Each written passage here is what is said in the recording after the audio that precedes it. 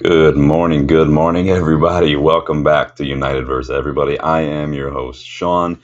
You guys are the United vs. Everybody community, including my PIC in the scouting department, Danny B. Good morning, Danny. Hope you are doing well, my friend. Hope everybody's doing well. Don't know about you guys, but spring is really trying to pry its way into winter here. It's been warm, it's been sunny, snow's been melting, which has been great, but for people like me who have bad allergies and sinus, it is rough. Rob, good morning, Rob. Hope you're doing well. In any case, we have a little bit of news to discuss today on the Manchester United News Roundup. There are rumors that Ruben Amorim is walking a fine line. We've got some transfer news as well. So I want to dive into all that on today's News Roundup. I want to get you guys' thoughts, your opinions, as always. Don't forget, too, to get involved. I don't know if you guys saw the poll I put up yesterday. Get involved in the latest FC25 manager career. Now, I'm not going to, before you ask, I can't live stream because it's on Xbox and I don't have Twitch and all that stuff. So that's not going to happen. But I did put up a poll as they finally updated the live star point so I can use the new squad. So I get to use guys like Cheeto and Heaven and stuff. I did put up a poll to see what positions you guys think I should prioritize for summer business. And let you guys kind of have a say in that. And so you see some positions up there. Vote, leave your suggestions as well. If you have players that you think I should be looking at, leave your suggestions if you think one of the positions that I didn't put on there should be a priority, because YouTube only lets me put 4 options. But so far, I think central midfield is winning. Strikers in second place. Since I like to be realistic, you guys know I go for immersive experiences. What that means is that I'll probably spend a little bit more on a better center midfielder, for instance, if that's the top priority. But that will mean less money in other positions. So maybe if you guys are like spend big on a center midfielder, I might go get someone like a Vitinha or something like that. I don't know. That's just an example. I'm not saying that's what's going to happen. But then that means I'll have to be a little bit more tricky with other signings. Maybe a young number 10, maybe a free agent center back, or someone like Jonathan David for a striker or something. That's kind of how I roll. No fantasy football for this guy. I try to be realistic. I try to prioritize signings I think that we are going for, like Giovanni Quenda, for instance. But we'll see. But you guys get to have a say in that. So let's see. Danny says, did you get missed on 2-1? I'm still leaving it open right now. So far, I have all these players in my scouting reports and my the transfer center. So they're all listed. I've got keepers listed. I've got center backs listed. I've got center midfielders, number 10s. I've got Kenda on there. I've got strikers on there. I've got everybody on there. Everybody, so far, it's a combination of who we've been linked with heavily, such as like Oshiman, Quenda, but then also players that I would like Hackney, Jashari, players like that. So you guys get a say so in that. So everybody get involved. Danny says Marcus Leonardo, Zaire Emery. Yeah. Zaire Emery is really good. I like Zaire Emery a lot. Danny P says, what rating is Nippon? I think Nippon's like a 70, but I think his potential is like 86 or something. I don't remember. He's very, very, very high potential in the game, but very, very good. Enzo Milot is awesome in the game. I'll add him to the list, man. But you guys get involved in that poll if you guys want to see what that looks like, and then I will keep you updated as it goes along. But that is something I thought I'd do for fun, because I haven't actually touched the game in months, just because of the fact that EA has a really poorly executed mechanic when it comes to live star points and squad updates. So the last live star point was February 4th. They did a squad update on the 19th of February, but that new squad update doesn't apply to the 4th. So I had to wait for this latest squad update, which they just did yesterday, to be able to basically start a new career mode. I know these are crazy, stupid first world problems, but it is frustrating when it's like the only game you really play and you want to play.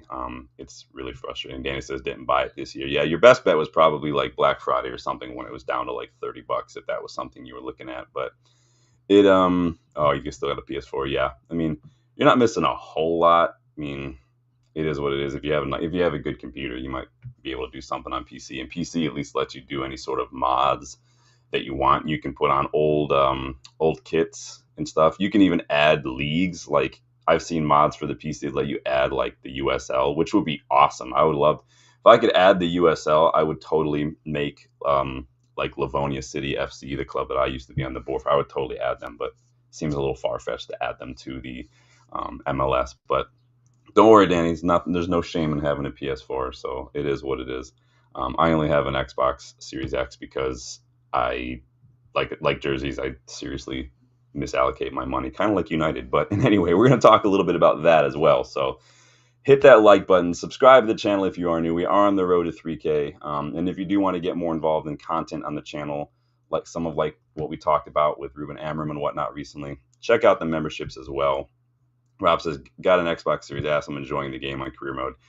Yeah, I've seen a lot of people complaining about like actual gameplay. I've not really experienced a whole lot of gameplay issues. To me, it's just the mechanics of, like I said, the live star point. The fact that you can't manually move players around and kind of assign positions anymore. They don't let you do that. So they just start randomly like changing the natural positions of players to make them better suited to the predetermined formation. So now they've got Xerxes, for instance, classified as a right midfielder because that's the only way he fits in FC25's 3-4-2-1 3-4-3 mechanic is to call him a right midfielder. It's really dumb, but it is what it is. I'm a big believer if it ain't broke, so I don't know why EA feels the need to change these up, but anyway, let's move on. So we spoke a little bit yesterday about United's plans to get a fix on the money that we're losing. Go check out that video. I do have another big Glazer-centric video planned. I don't know when I'm going to get to do that, probably later on this week, but come by for that. We're actually going to be going a little bit more in detail on how the shares work, what the actual powers are in terms of what these shares grant you, what Sir Jim has in terms of power, what the Glazers still have, how the dividends will work. And I might even have a few suggestions for how it's possible for the Glazers to actually be kicked out. So keep a lookout for that video. It's kind of boring, but I did do more research for that one. I did a lot of stuff online. I talked to a few people that I know that are way smarter about that kind of stuff than I am. So we'll talk a little bit about that. But in getting back to the money, again, that club released a statement yesterday following their staff-wide meeting about this transformation project and what they're trying to do moving forward to get a handle on things. There is a strong potential. It looks pretty likely that there's going to be more redundancies and whatnot, as per Omar Barada, our CEO's statements at the meeting. I mean, any company that's losing money like this year in, year out, eventually they're going to reach a breaking point. So that's when these kind of things have to happen. And it sucks. It is what it is. But also what happened at the meeting was our new chief business officer, Mark Armstrong, was also introduced. So he's supposed to start right away. And who knows, if he can get to work, maybe he can save some jobs moving forward. Maybe he can get us to a place where we're not having to make people redundant. Finding new ways to bring in revenue.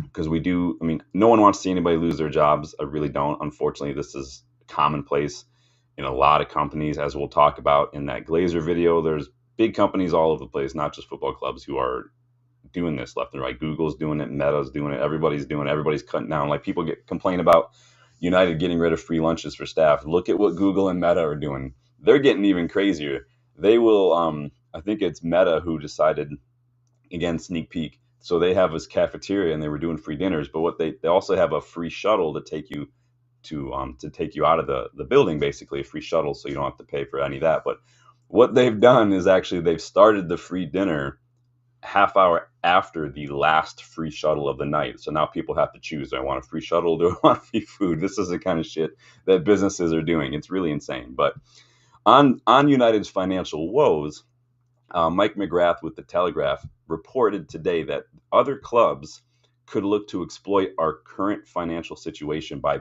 buying out the sell-on clauses that we've inserted with the sales of players that we've transferred out over the years. So players like, Alvaro, Kembwala, Zidane Iqbal.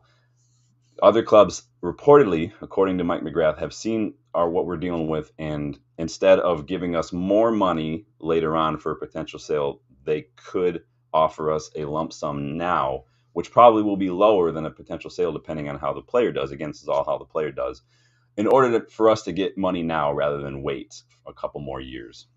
Basically, these clubs are going to offer money up front to avoid losing more money later on. Basically, what do you guys think about that? What are your thoughts on that? Is a bird in the hand worth two in the bush right now when it comes to our finances? Is it better to get a couple million now from someone like Zidane, Iqbal, or Kambwala than to have to wait 3, 4, 5 years to get 6, 7 million? How do you guys feel about that? Let me know. Danny says, for fuck's sake. um, yeah, this is the shit that we're dealing with right now, Danny. Does that mean you are not in favor of taking a little bit of money now? Again, this is just allegedly from Mike McGrath, the Telegraph. You guys know that. He says, nah.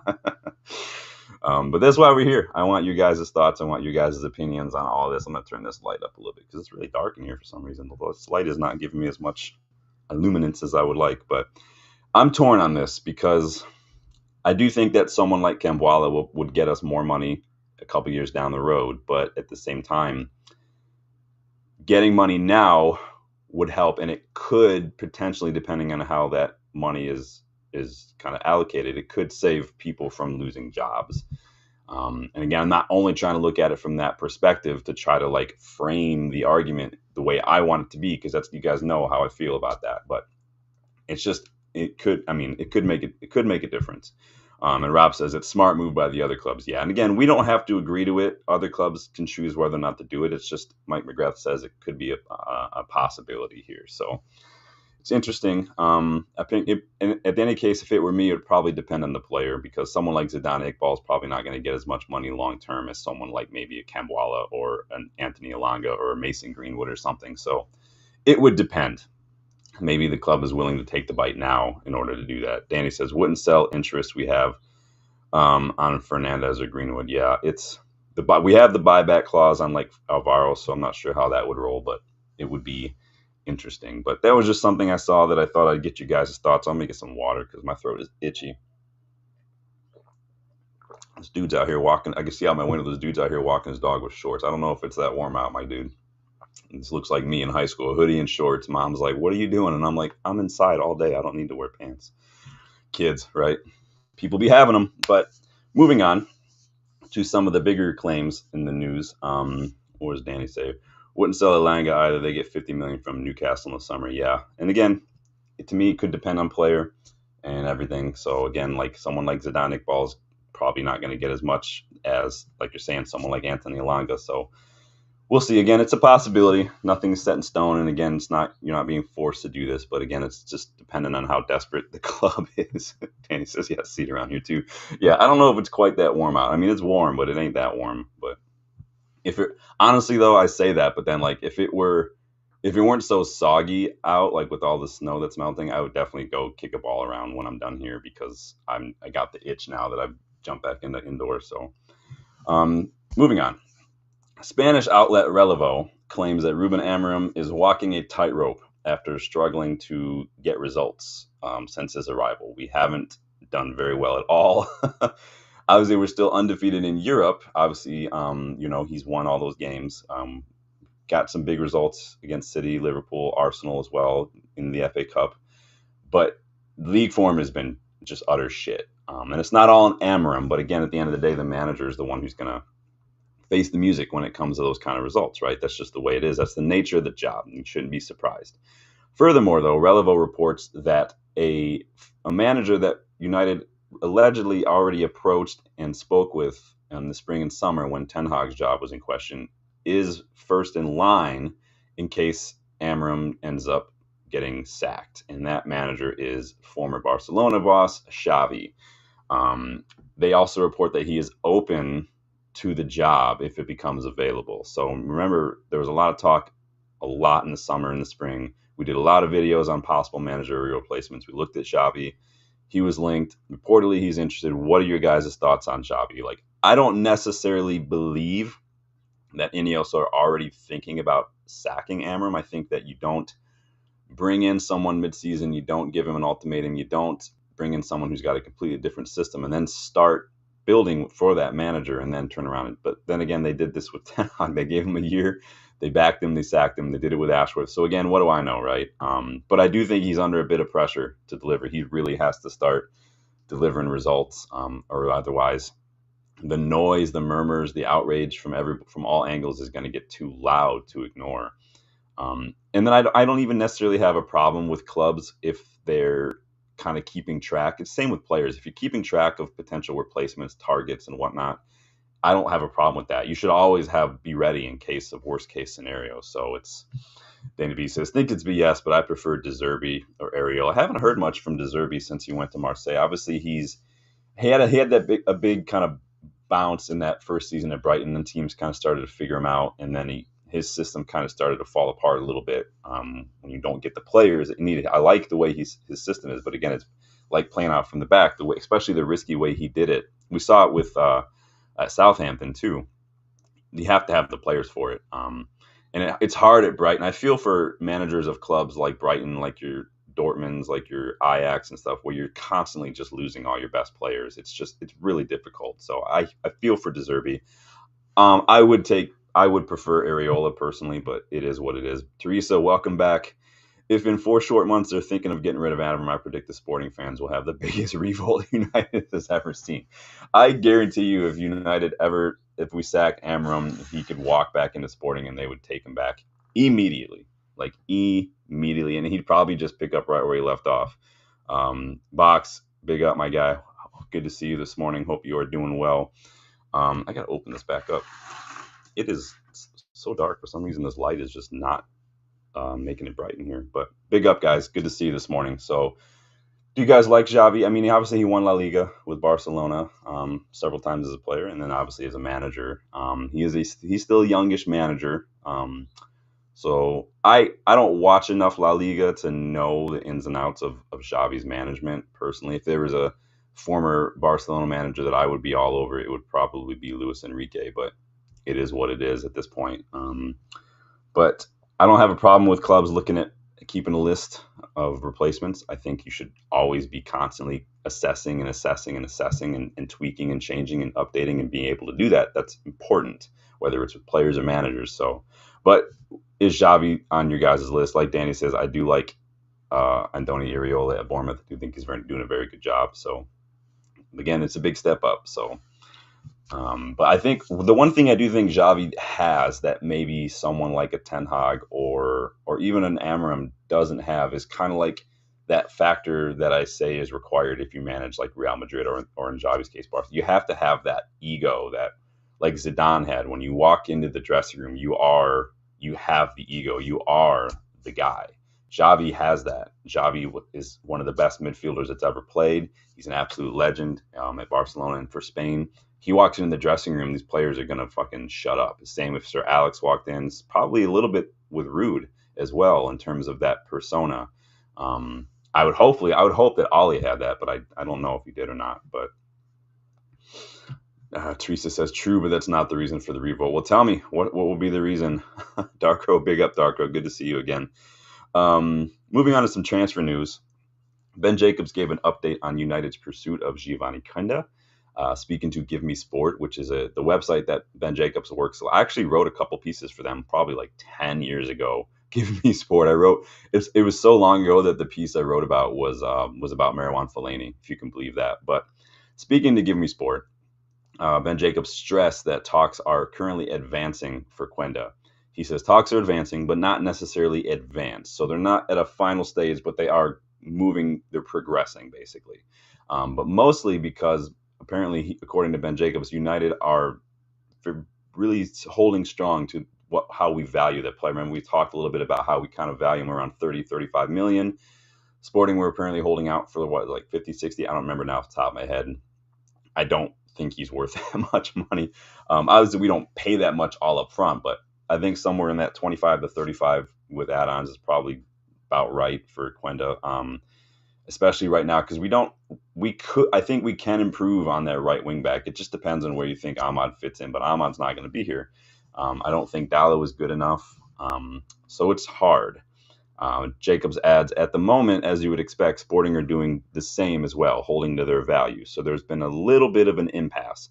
But now agent Jorge Mendes is directly involved in the negotiations because apparently Quenda wants to join Manchester United.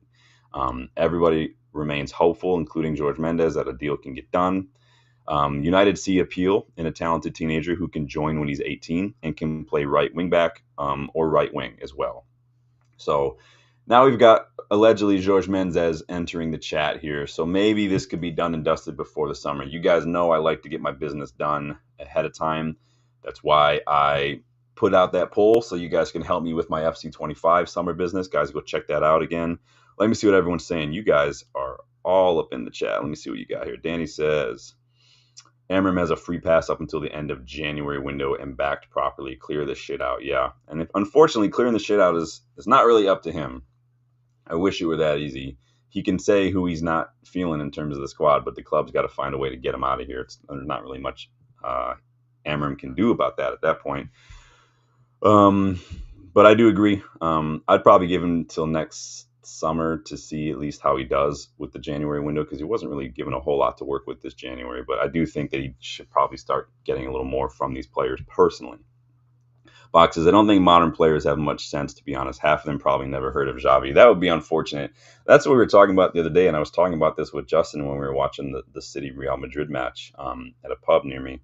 It's like there are players and people, really just football fans in general, who, like, if they're teenagers, they might not have been like mentally aware and have the access to football to know anything other than a City dominated Premier League, and or like they don't know who Ryan Giggs is, they don't know who Paul Scholes is, they don't know who, like you're saying, Xavi is. Very, very, very far. There are people who only know of Ronaldo just in the last few years, who didn't see him when he played for United. There are people who sit there and they wank over Salah. And Jamie Carragher is even like, yo, he's like the best season in ever in the Premier League for any player. And I'm like, do you not remember 07, 08 Cristiano Ronaldo, my guy? Let's calm down before we start saying things we can't take back, Jamie Carragher. Why don't you go spit on somebody again, you freaking Scouts prick? Anyway, Darko Amorim talks a lot like content creator. I mean, he's in pressers. I mean, what is he supposed to do when he's in a press conference? Just sit there in silence like he's Eric Cantona or something? I mean, he's going to answer questions if he's asked questions. He's obligated to do these press conferences. He really doesn't have a choice at a certain point. He's got to talk. So then he says, so last week's spin was spin. Thought we had an agreement. It seems like no matter what, things are spin sometimes. Again, you guys can probably think I sit on the fence a lot, but I'm just here to share what the news says and get your guys' thoughts on it. So, Teresa says, Sporting was top of the league, unbeaten run, doing very well in the Championship League, and well on the way to winning the Cup. They're not doing well, yeah. So you're saying they're going to revolt because Amorim left, and then they kind of went downhill a little bit. I mean, Danny says 35 million tops for Quenda. Yeah, it's a big outlay for a young player who's just really now coming into his own at Sporting. So I'm always a little hesitant. You guys know about that. It's about what we paid for Ahmad, right, when he was at Atalanta. He's just so young, Quenda. I mean, do we not have anybody in the academy? Like, I don't know. You guys let me know. Boxes. I don't think Quenda is necessarily signing at the moment, especially if he costs a lot. Well, according to Ben Jacobs, that's the stumbling block right now. Is we think there's about 20 to 25 million difference in valuation between United and Sporting, and that's kind of put us at an impasse. So now allegedly George Mendes has got involved. So Box says a decent orthodox right wing back, reasonably priced, would improve us anyway. Like Jeremy Frimpong was just there, like he was just sitting there, and he had a release clause about the same price as Giovanni Quenda, and he was 22, 23. I don't get that at all. That would have been the thing, but what are you going to do, man? He's going to go someplace like City or Liverpool at this point. Darko, were footballers of the 20th century smarter than footballers of the 21st century? It depends on what you mean by smarter. Like smarter how? Like footballing IQ, like off the pitch stuff, like what do you mean by that? Common sense, like Bach says. Common sense is a misnomer because it is rarer than Bigfoot, the Easter Bunny, and Elvis playing poker. Bach says, if I was a manager, I'd be like Bielsa and say me speaking. If I was a manager, I would pay so much in fines because I would just either not bother with pressers or I would just let rip. It just doesn't matter. I would literally be the guy that says, all right, first person to ask a stupid question is banned and the presser's over with. That's how I would roll at press conferences. because I got no time for that shit, man. I hate repeating myself. So, like, unlike Amorim, who's got to face Marcus Rashford questions time in, time out, like, you get to ask it one time, and I'll tell you it's dumb, and I'll tell you I'm not answering that question again. But if you ask me again, you're done. I'm going to point you out, and I'm going to not answer any more questions until you leave. Danny says, I prefer Mora from Porto in the 10. He's better, but cost. Everybody's costly now, man. You could probably maybe get something for like Dibbling, Chris Riggs, somebody like that, especially if like Southampton could go down and stuff. But it just depends. I feel like we need two 10s, one who's a runner like Acuna or Delap, and one who's a creator like a Nippon, like the Moras of the world or the Cherkis kind of thing. I think we need a good balance. Just same as the pivot. I think we need a balance in both of those. Sanjay, good afternoon. How was your time in Lisbon? I'm glad you got there safe, man. Good to see you. Glad you got you live today. But what would you guys spend for Quenda? Let me know. We're gonna move on here. In some other potential transfer news, Danny, you can mute now if you want because you might start crying. The agent of young Argentine player Ian Subiabre is set to meet with Chelsea's officials in London next week after impressing at the South American Under-20 Championship. Remember that Diego Leon scored the winner in Paraguay's final match of that. Now, Paraguay didn't win. They just qualified for the Under-20s World Cup, and that was down to Diego Leon. But another player who impressed was Ian Subiabre, obviously plays for Argentina. Now, this is, again, coming from Ben Jacobs, who also claimed that Subiabre's agent is going to meet with some other unnamed clubs as well. I think clubs in the Premier League. So maybe, Danny, United is one of them, but we'll see. Danny's not. I knew. This is why I said to mute it, Danny. I told you to mute. It's not my fault you didn't listen, man. I think we do need to be, like you're saying, and I've been saying it for a while. I've said it for a couple of years now, that the South American market, I said this 2 or 3 years ago, is about to explode. And we're now seeing a lot of these young players that are out there right now that are doing, like, I like Valentin Gomez a lot. He plays for Vélez Sarsfield, young left-sided center back. I think he's excellent. A lot of these guys, Kevin Zenon, we did a scouting report on Zenon as well. There's a ton of them out there, but Danny, I told you to mute it, man. So in some random transfer news, because I don't want to dwell on what's going to make Danny rage out here, Turkish sports journalist Yagis Sabançoğlu, yes, I said it, has made a bold claim. I've never heard of this guy before, but he's got like nearly 2 million followers. He's apparently a huge deal. He's made a bold claim that rumored Manchester United target Victor Osimhen wants to join Man United. He wants to join. It's Manchester United or nothing for Victor Osimhen, apparently. I've not heard of this guy. You guys let me know if you have. Would you take Osimhen?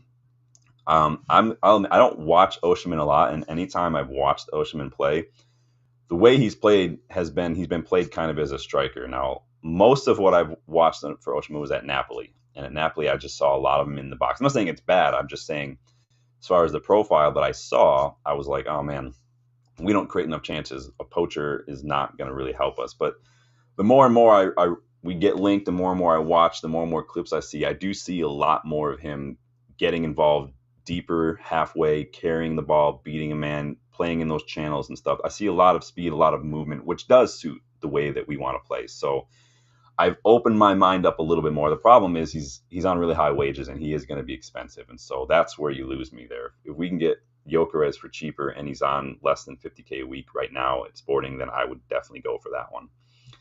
Box says maybe some of these young prospects are reluctant to commit to top sides in Europe in case they get lost in the shuffle, end up on useless loans. I mean, we have done a lot of young business. We've got Lusal, we got Heaven, we got Kone, we got a lot of these players, and all of them said, that we've convinced them of the pathway to the first team.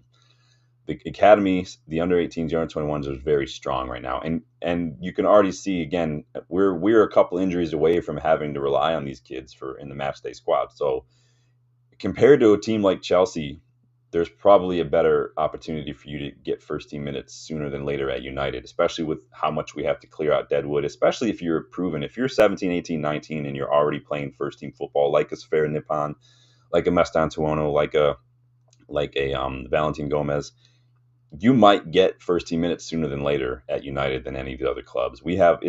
You have more of an opportunity to grab hold of your chances at United because you're probably going to get your chance sooner than you will at like Chelsea, for instance. They have a lot of players at Chelsea. Danny says, Chelsea proper recruiting the last 18 months. Yeah, I mean, they're just buying everybody. They're kind of seeing what works, and then they're just kind of shipping. I mean, they're running out of hotels to sell, unfortunately. So it is what it is. Boxes, I think Nippon is biding his time. Yeah, we'll see. We know he went back to Rosenborg. He did his little tour. He was courted by, Arsenal City. He is a United fan, so the dreamer in me is just hoping that because he's a United fan, we've told him, listen, we want you. We can't do it in January. Come back in the summer. But why wouldn't we just freaking lock that deal up then? I mean, we don't have money, so it is what it is. But then he says, we're not getting the world-class prospects under 18, though. Maybe Kone and Obi would be that category. Lusalli looked good when I watched him the other day. He came on as a sub. He's very, very quick. He's got the speed of like a first-team player. He reminds me a lot of Alanga a bit. He looked very, very quick. And it wasn't just because he was a sub and, he's playing against tired defenders. It's like Gareth Bale always looks fast. Whether he comes on as a sub or not, he's faster than everybody. So I do like that. And Diego Leon is a good prospect. We've still got guys that we've signed a couple years ago that we've not even seen. Guys like Bianchieri, we signed him a couple years ago. James Overy. These guys are still yet to come in. So we're going to see what happens. But I like what I see. Sticking with Turkish journalist Ekrem Koner, who has been popping up a lot this year, especially in January. He claims that United and Spurs have now added Morten Hjulman to their shortlist for the summer. Obviously, Hjulman plays for Sporting. He replaced Manuel Ugarte when Ugarte went to PSG. Hjulman came from Lecce, same place that Dorgu came from. I liked Hjulman at Lecce. I actually did a scouting report on him while he was at Lecce. Very, very, very good. Again, similar to Jashari, the player we talked about yesterday, except probably a little bit deeper holding Hjulman. He is definitely more of the Busquets kind of role, the Carrick kind of role. Hjulman, he's going to patrol that deeper area. He's going to win the ball. Hjulman plays a lot like Declan Rice played at West Ham. Declan Rice at Arsenal plays a little bit more advanced, like an 8. At West Ham, Declan Rice was kind of a midfield general back there, and that's basically what Hjulman does. But is that someone we need? Do we need Manuel Ugarte's Sporting replace Manuel Ugarte at United already? I do think that Hjulman offers a bit of that leadership, though, that we are severely lacking, that mentality, because that dude is a leader. He is a boss in that midfield. So, and it could be competition for the captaincy as well. But again, tentative at best, some of these. Hakuna Matata, welcome back. No worries, my friend. Good to see you. We were just kind of wrapping up a little bit of transfer news here. Not a whole lot of transfer news. We're going to come back a little later on today to do the preview. The under-21s play Sutton United today at 2 p.m. my time. I don't know what that is for you guys. That's the quarterfinals of the National League Cup, so I will be watching that. It is going to be on MUTV, that match, so anyone who does have MUTV can watch that. We'll do the Ipswich preview right ahead of that one, too, so come back for that. I need to go look at the presser to see if there's anything coming up for that. I'm going to finish up here. I'm going to work out, get some food, do the Ipswich preview, and hopefully have you guys wrapped up in time for anybody who wants to watch the under-21s play today.